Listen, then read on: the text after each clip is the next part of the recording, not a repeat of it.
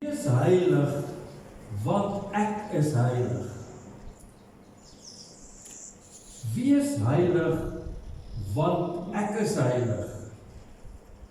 En weet julle, so in die begin van die woord, daar in Eksodus 3, kry Moses te doen met hierdie situasie. En daar spesifiek in vers 5, is daar 'n ontmoeting, Eksodus 3, is daar 'n ontmoeting tussen God en Moses. En die woord staan so geskryf, hy sê, toe sê die Here, moenie dader kom nie. Ek meen, daai bos het nog gebrand en alles, en ek dink Moses wou die nabyheid van God beleef.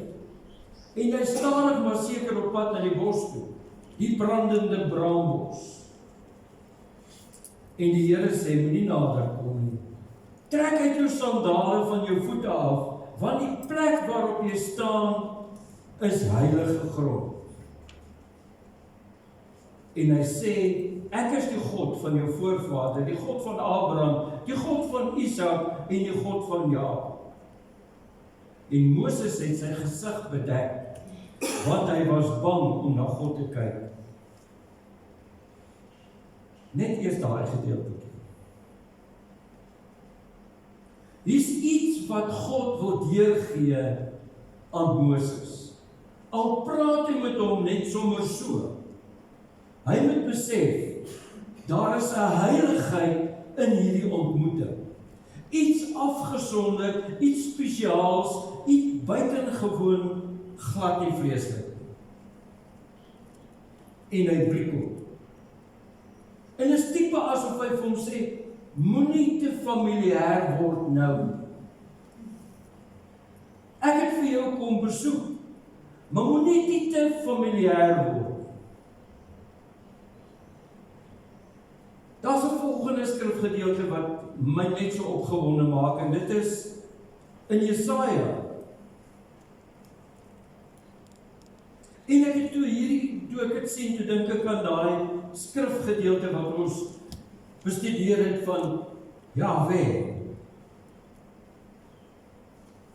En dat die Jode soveel respek getoon het, dat hulle God nie op sy naam genoem het nie. En hier is 'n verduideliking in Jesaja 57. Jesaja 57 profeteer die profeet die volgende. En hy sê in vers 15, ja, so sê hy wat hoog en verhewe is. Hy praat hier van God, wat vir ewig woon, wie se naam die Heilige is. So God is nie net heilig nie, sy naam is die Heilige. En as ons so eentjie terugblaai, in die begin van Jesaja, dan is hier 'n aankondiging, iets spesiaals. En ek lees alles hierdie nou uit die nuwe 2020 vertaling uit, en daar staan geskryf, serafs het bo hom gereed gestaan, elkeen het sy 6 vlerke gehad. Dis die hemelwesens, né? Met 2 vlerke het elkeen sy gesig bedek. Met 2 het hy sy voete bedek, en met 2 kon hy vlieg.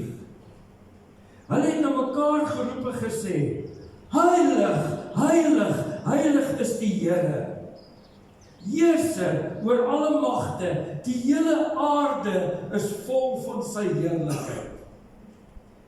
Is dit nie iets wat ons mekaar vandag kan sê, of aan herinner, oor hoe God heilig is?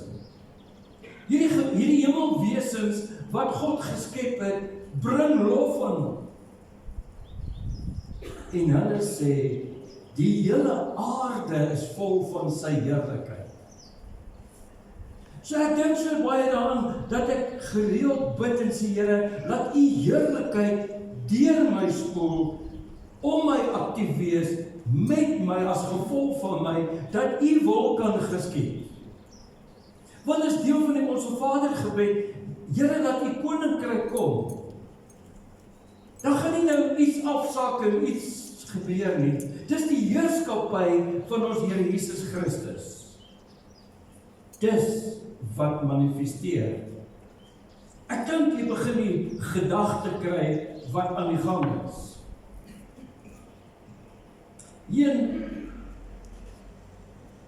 Die skrif kry ons dit so erg in die Nuwe Testament, mense, dat ons dit moet reg verstaan, waar heiligdom vandaan kom, wat ek en jy moet uitleef.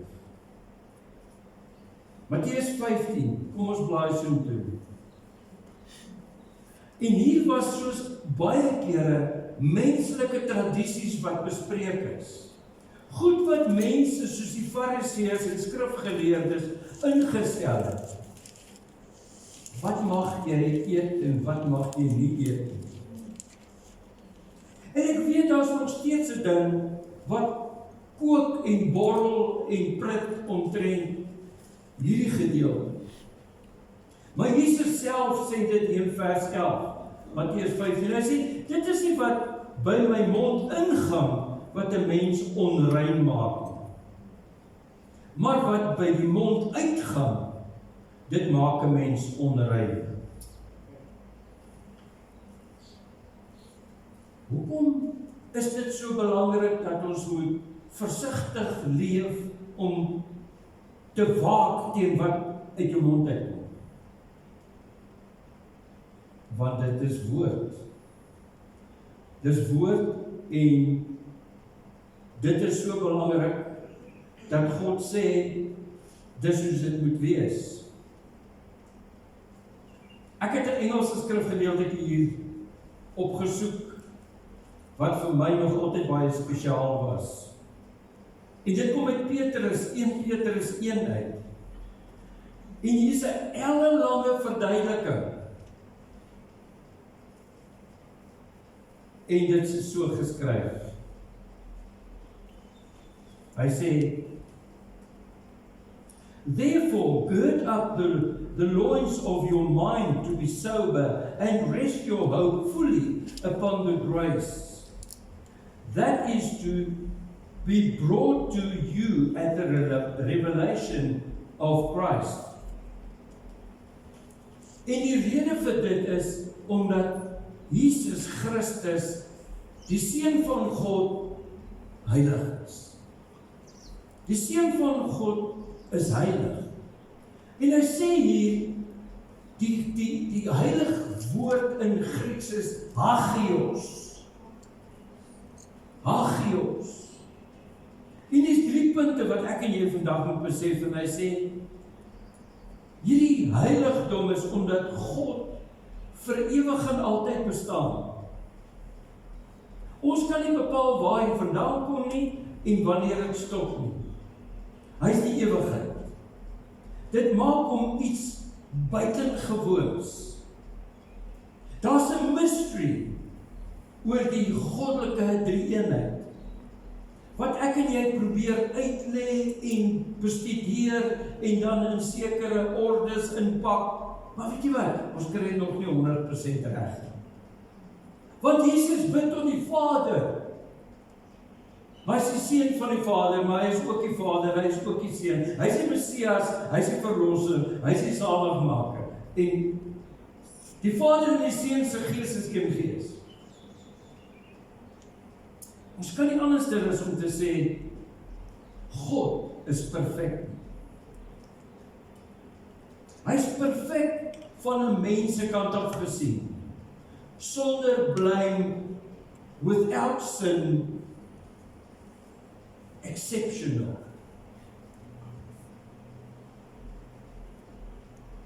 As jy na die natuur kyk, kan jy net sien hierdie krag wat in hom heers, wat hy veroorsaak, wat hy na vore bring. Kyk jy na die galaxie, dan kan jy sien, maar geen mens op aarde is daartoe in staat nie. Geen hemelwese is daartoe in staat nie. Maar net hy kon hierdie natuur skep wat geskep is. Ek het hier 'n stukkie wat ek vir jou wil lees. En hierdie kommentator skryf, "Holy unto him." Hy sê, "Never tolerate, justify or excuse that which draws you away from God, did not send his beloved Son to die for nothing at all. Hy sê, hierdie daad van God om sy seun aan die kruis vas te spyker, moet ons so respekteer. Ons moet nooit daaraan dink, wat is moontlik, wat ons kan weglok van die koninkryk van God af nie. Hy sê verder, hy sê, His holiness is undescribable. He paid an awful price that you might be one with him one day. Toe ek daai raak lees, toe besef ek weer eens, God wil so graag hê, ons moet leef soos hy op aarde deur die seun geleef het. Daar's niks anders wat hom meer gelukkig sal maak as dit nie. Kom ons figure dit vir ons uit. Wat is God se aard en karakter? Ek dink die maklikste deel wat ons daarby kan uitkom, as ons kyk na die vrug van die Gees. En almal van ons ken dit al. Ek meen dit so maklik. Hy begin by die L, hy sê is liefde, vrede, vriendelikheid, vreugde. En dan die Gees, geduld, goedhartig, getrou. En dan optrede soos, hy's nederig en hy't selfbeheersing. Dis God se aard, dis sy vrug. Dis waarna ons moet streef, en dit gaan in hierdie hoofstuk in Galasiërs 5 oor volg die Heilige Gees. Maar as klomp teenoorgesteldes wat er sprake is, en kom ons begin en ons sê, as daar nie liefde is nie, dan is daar haatspraak. Haatspraak. Veglustigheid in plaas van vrede. Jy kry nie mense. Kyk, hulle wil net boller op. Hulle wil net 'n ding reg. Dan het jy 'n klomp woorde gekry. Hulle is bot en nors en stuurs in plaas van vriendelik. Hulle is onvriendelik, ongeduldig. Nou, kom ons kyk, ek wil nou hierdie ding gereed hê. Valerie, daar staan getrouheid, teenoorgestel, ontrouheid. Jy kan nie op daai persoon se woord staat maak nie, buiten sy optredes. Nederigheid is trots die teenoorgestel. Daai bragger, hy is hierdie aanstellerige persoon, full of pride, en God sê hy haat daai pride. Vleeslik. Hulle is vleeslik ingestel. Kan jy net vir my 'n mooi woordjie daar en 'n verskriklike taalkundigheid opgesoek? In plaas van selfbeheersing, ongebondenheid. Hoe's daai? Wat sê 313 in die HAT? Ongebondenheid. Jy word glad nie gebind en gemotiveer deur die Gees van God nie. Jy wil maak soos jy wil. Dis wat dit is.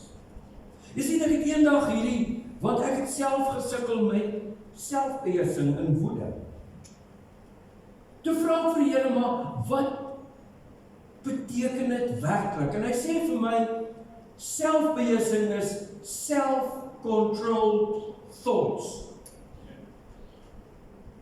Want as jy die gedagte beperk, gaan dit wat uit jou mond uitkom, baie beter klink, en 10 teen die teenoorgestel.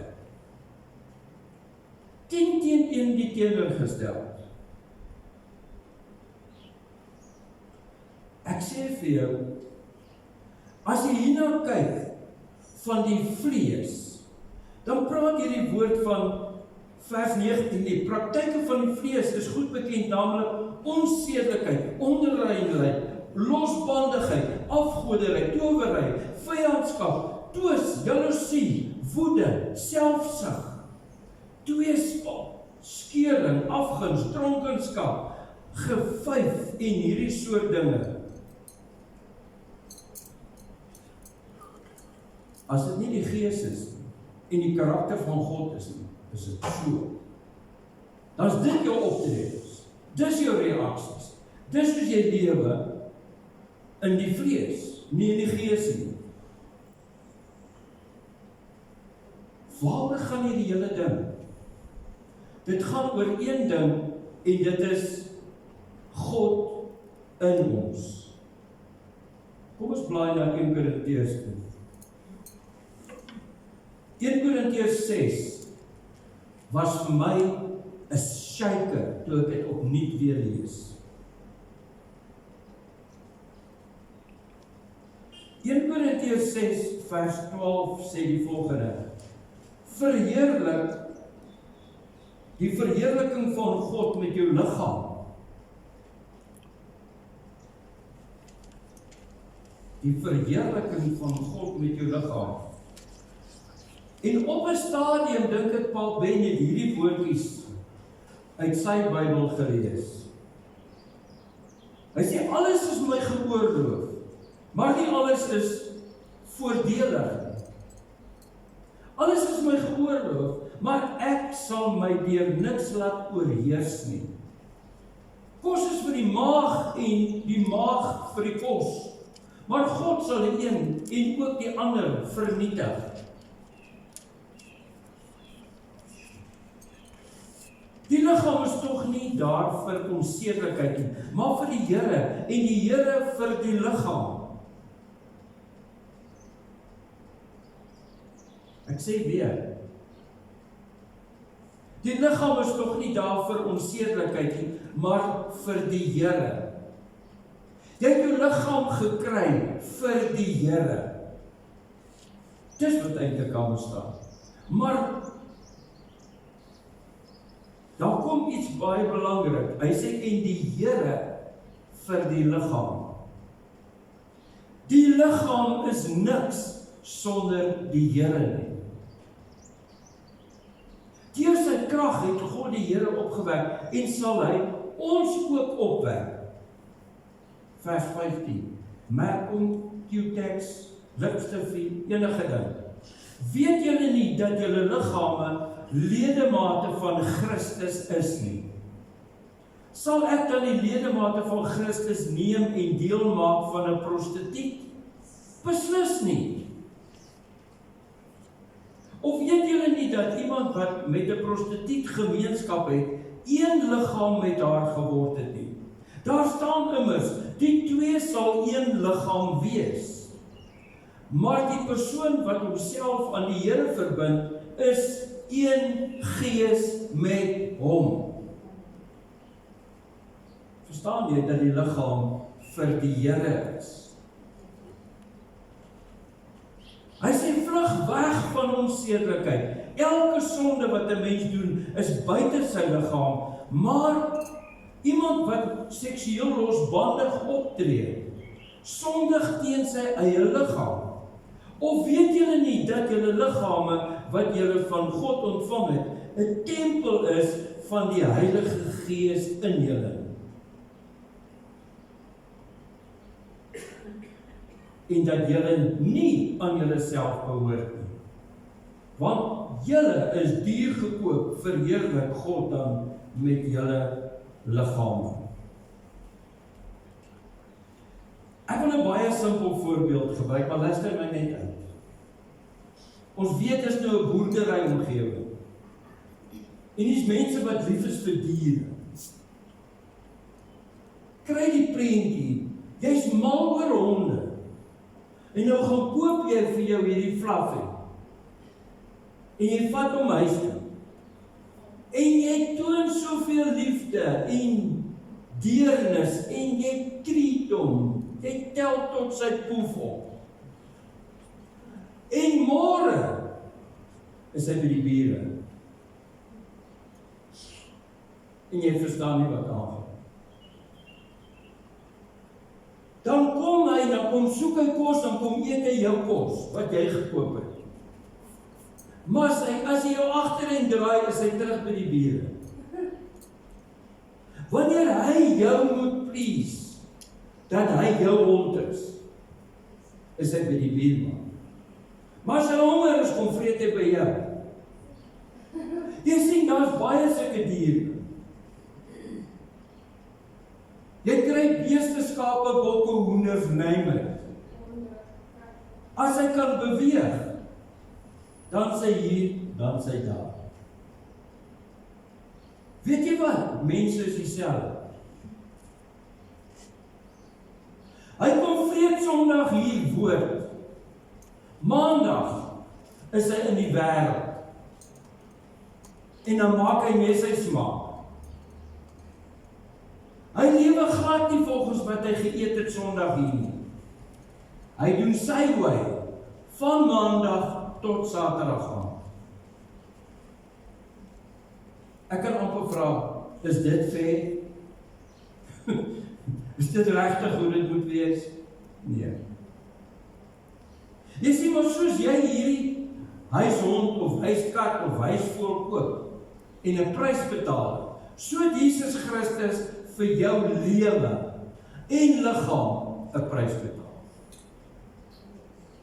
Jy behoort glad nie meer aan jou pappie en mammie nie.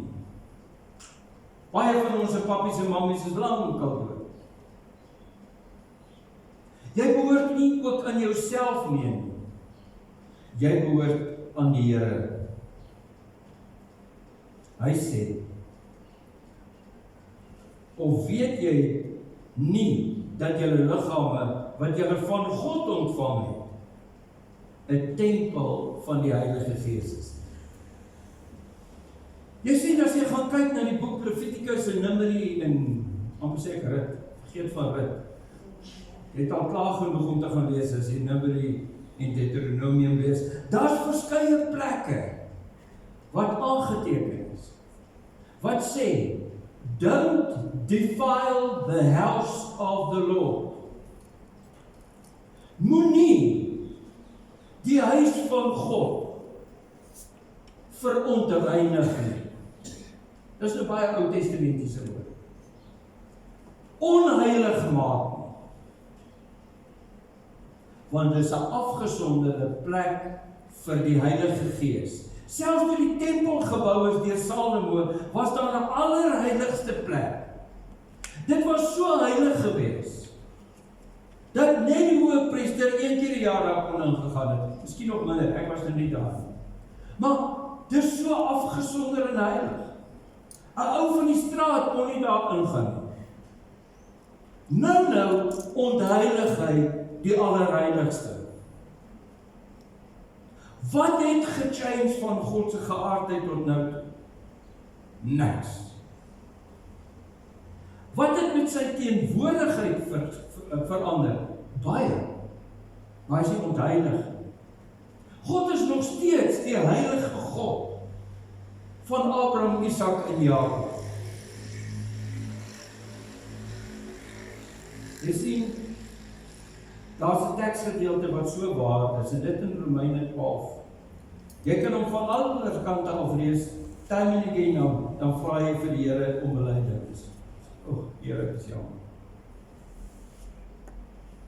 Hy sê hierso, broers, op grond van die barmhartigheid, vers 1, van God roep ek julle, dus nou om op te hou met julle liggame om dit beskikbaar te stel as 'n offer wat lewend en heilig is en vir God aanneemlik is. Dit is julle sinvolle godsdiens. Julle moenie aan hierdie wêreld gelykvormig wees nie, want God is nie gelykvormig aan hierdie wêreld nie. Dis die rede. Maar verander word deur die vernuwing van jou denke, sodat jy goed kan onderskei wat die goeie en die aanneemlike en die volmaakte wil van God is.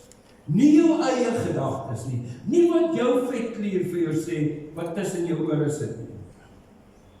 Dit wat van God afkom. Hier is so 'n pragtige skrifgedeelte, maar tog so eendag. En dit in Efesiërs 4. Ek sê jou vandag, niemand wil dit lees nie. As hulle sien hoe dit begin, dan drop hulle dit. So ek gaan nou die vark in die verhaal lees, ek gaan dit vir julle lees. Efesiërs 4:17 sê, dit sê en bevestig ek dan in die Here. Hy sê dit in die Here. Hierdie boodskap kom van die Heilige Gees af. Julle moenie meer soos die heidene met julle niks beduidende gedagtes leef nie. Hulle denke is verduister. Hulle is vervreemd van die lewende God, omdat hulle onkundig is deur die hardheid van hulle harte. Omdat hulle gevoelloos geword het, het hulle hulself oorgegee aan losbandigheid en onversadigbare allerhande onrein dade en hulle pleeg dit. Vers 21, hy sê, julle het tog van hom gehoor en julle is oor hom onderrig volgens die waarheid wat in Jesus is, naamlik dat julle wat julle vroeë lewenswandel betref, die ou mens moes aflê, wat as gevolg van sy misleidende drange gegaan het. Julle moet eerder in die aard van julle denke vernuwe word. Ja, trek die nuwe mens se kleed aan, wat in ware geregtigheid en heiligheid in ooreenstemming met God geskep is. Hier is 'n beroep op elke wedergebore kind van God om te streef na heiligheid. En dan kom hy hier om dit duidelik te stel. Hy sê vers 25: daarom vermy die leuen en praat elkeen die waarheid met sy naaste, want ons is lede van een liggaam. Wat het ons nou gelees? Sien wat ingaan nie, wat uitgaan. En weet jy, die geneigtheid om te lieg is so motiverend. Dit is so iets wat jy sal voel, maar dit kan nie antwoord wees. Dan kan ek my uit hierdie posisie en situasie uitpraat. Dink jy God kan dit sien? Nou bly die koning. Hy sal nie. Hy sê word kwaad, maar moenie sondig nie. Laat die son nie ondergaan oor julle woede nie. Moenie vir die duiwel 'n plek gee nie.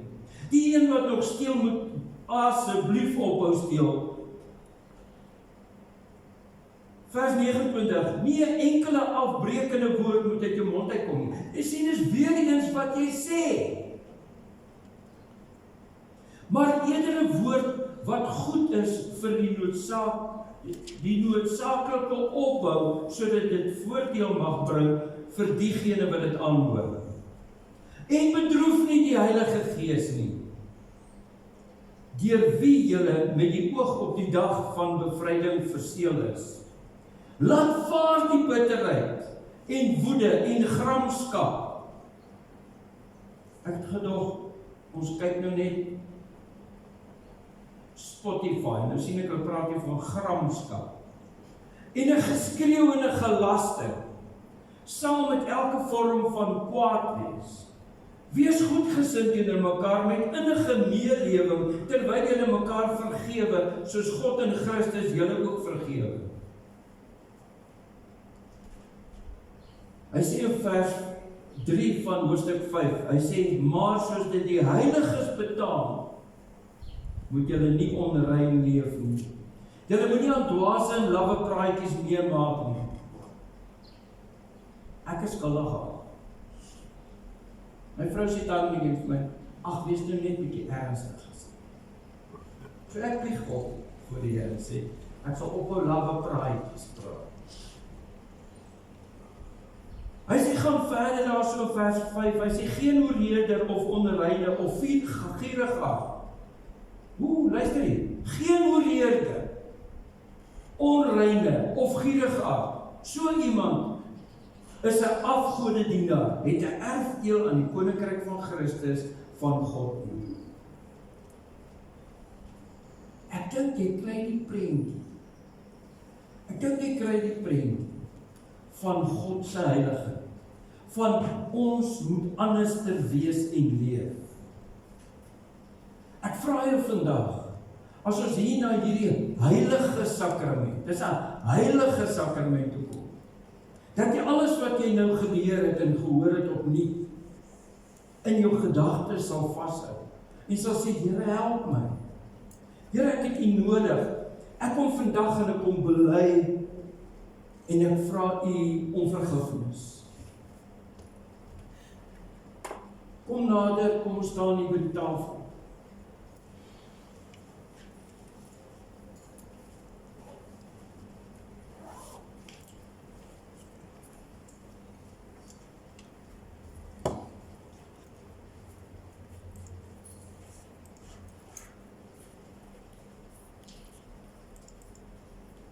Ons weet hierdie heilige sakrament is ingestel met Pasga in die bokamer deur ons Here Jesus Christus. En hy het gesê, hy gaan 'n nuwe sakrament instel. En hy gaan dit die nagmaal noem. En daar's net 2 items wat hy geneem het, wat daar aan tafel was, en dis die ongesuurde brood. En hy het hierdie brood gebreek en gesê, sien julle, dit is my liggaam. So sal my liggaam verniel word vir julle. En julle moet hierdie liggaam eet. Want hierdie liggaam gaan vernuwe word en hy gaan opstaan uit die dood uit. En dat jy ook eendag kan opstaan uit die dood. En dat jy jou daarmee vereenselwig. Dat jy die opstanding in die dood het. En hy het die kraffie wyn gevat en hy het dit geskink en gesê, sien julle, kies my bloed. Daar's net een tipe bloed, een soort bloed, een bloed van 'n spesifieke offer, wat vir ewig en altyd sonde sal uitblok en verwyder. En dis Jesus Christus se. En as jy met hierdie bloed drink, hierdie sap, hierdie wyn, en God sal jou sondes vergewe. Hy sal jou skoon maak en geregtig maak voor God die Vader. En voordat hy gesê het hulle dit kan gebruik, het hy gesê, kom ons seën dit. Kom ons sonder dit af. So kom ons vra die Here Jesus Christus om hierdie brood en hierdie sap af te sonder. Dankie Here Jesus Christus dat U nou U hande uitstrek oor hierdie tafel en hierdie brood afsonder, dit spesiaal maak, dit heilig maak. En so ook hierdie sap, dat U dit afsonder, spesiaal maak en heilig maak vir die gebruik van hierdie sakrament. Dankie dat ons dit kan spreek en verklaar en glo en bid in Jesus Christus naam. Amen. Kom kry vir jou broodjie, jy moet hom nie insluk nie. Ons gaan dit almal saam gebruik. Kom kry vir jou sap.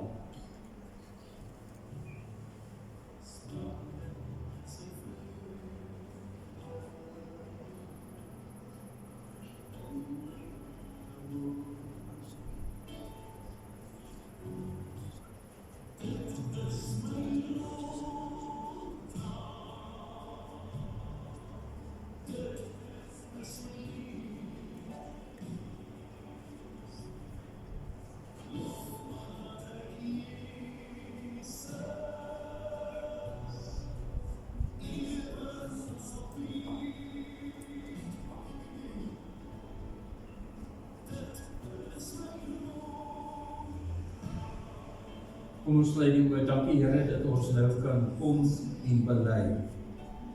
Ons Here, vergewe dat ons nie gestreef het na heiligheid nie.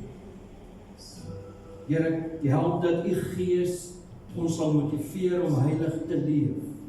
Afgesonder vir die koninkryk van die hemele in Jesus Christus naam. Amen. Ons neem die broodjie.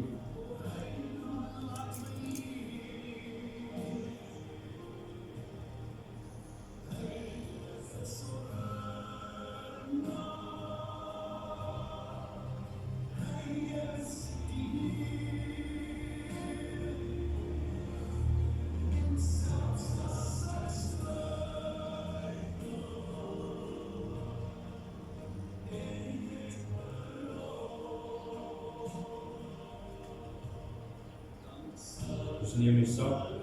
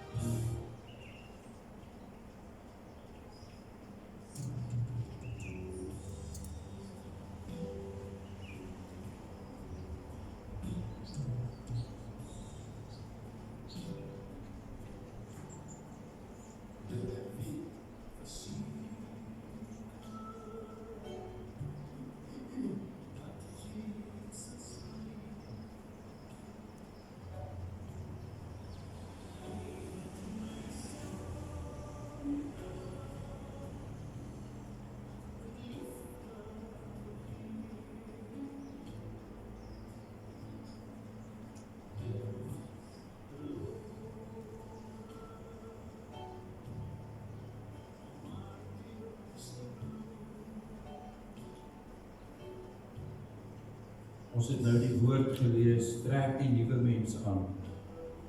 En die Heilige Gees herinner my aan Jartoet, toe ek hierdie skrif gepredik het, toe sê hy, maar trek eers die ou mens uit. Trek eers die ou mens uit, dat jy die nuwe een kan aantrek. Anders is jy soos 'n houbou. Hy trek die nuwe klere aan, en trek hy die ou klere bou oor die nuwe aan, net dat hom kan jammer. Kom ons maak 'n besluit vandag en ons sê van vandag af, streef na heiligheid. Afgesonder en lief, set apart from the rest. Ons gaan nou afsluit met die laaste lied. As jy dankoffer gebring het, of jou 10de saak wil saai in die koninkryk, is welkom om hier te doen. Anders dit daar is 'n bankgesondhede, jy kan dit inbetaal. Kom ons sluit af met die laaste lied.